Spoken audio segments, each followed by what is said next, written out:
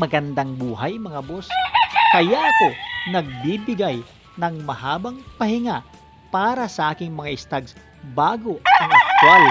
na kanilang pagkikipagtunggali sa ibabaw ng ruweda ay ganito mga boss. Alam na alam naman natin mga boss na sa edad na yan, ang ating mga stags ay nagde-develop pa lang ang kanilang mga tendons, ligaments, muscle, kalooban at ang kanilang kaisipan, pero kailangan na natin silang ihanda at bigyan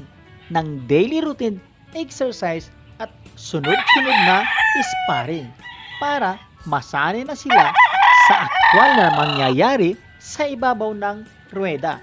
Kaya kailangan nila ng mahabang pahinga para magkaroon ng pagkakataon yung kanilang napagod at nabugbog na muscle na makarecover